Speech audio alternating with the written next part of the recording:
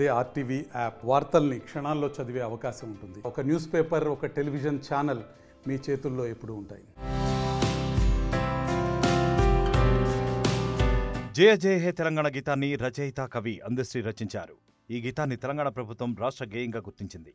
ఈ గీతాన్ని తెలంగాణ కేబినెట్లో కూడా ఆమోదించింది. తెలంగాణ రాష్ట్ర సాధన ఉద్యమంలో ఈ గీతం జనాన్ని ఉర్రూ తొలగించింది. జయ జయ హే తెలంగాణ జననీ జయ కేతనం ముక్కోటి గొంతుకలు ఒక్కటైన చేతనం అంటూ సాగే పాట ఉద్యమాన్ని ఉరకలెత్తించింది.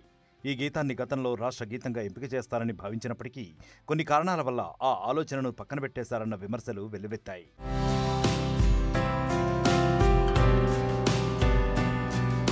గతంలో రాష్ట్రంలోని దాదాపుగా అన్ని ప్రభుత్వ పాఠశాలల్లో విద్యార్థులు అందశ్రీ గీతం జయ జయ హే తెలంగాణను కొన్నాళ్లుగా పాడుతున్నారు.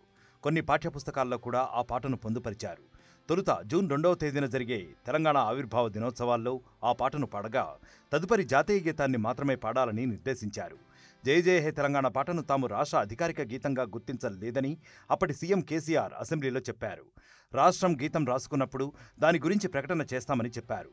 ఇప్పుడు సీఎం రేవంత్ రెడ్డి ప్రభుత్వం అందశ్రీ జయ జయ హే తెలంగాణ గీతాన్ని రాష్ట్ర గీతంగా ప్రకటించింది. ఇటీవల ఢిల్లీలో గణతంత్ర దినోత్సవ వేడుకల్లో పాల్గొన్న రాష్ట్ర శకటానికి సైతం జయ జయ హే తెలంగాణగా నామకరణం చేశారు. తాజాగా నంది అవార్డుల పేర్లను గద్దర్ అవార్డులుగా మార్చి ఆయనను గౌరవించిన రేవంత్ రెడ్డి ఇప్పుడు మరో అడుగు ముందుకేసి జయ జయ హే తెలంగాణ గీతాన్ని రాష్ట్ర గేయంగా గుర్తించడం తమను గౌరవించడమేనని ఉద్యమకారులు అంటున్నారు. జయ జయ హే తెలంగాణ అంటూ మొత్తం తెలంగాణ అస్తిత్వాన్ని, గొప్పతనాన్ని, వైభవాన్ని చాటే విధంగా అందశ్రీ రచించారు. ఈ గీతం పుట్టింది 2009 ప్రాంతంలో, అంటే ఉమ్మడి ఆంధ్రప్రదేశ్లో. అయినా తెలంగాణలోని 10 జిల్లాల గురించే ఈ గీతంలో వివరించారు రచయిత. ఇప్పుడు ఆ ఉత్తేజపూరితమైన గీతం తెలంగాణ అధికార గీతమైంది.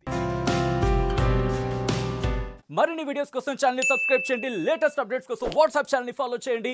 అండ్ లింక్ డిస్క్రిప్షన్ లో ఉంది.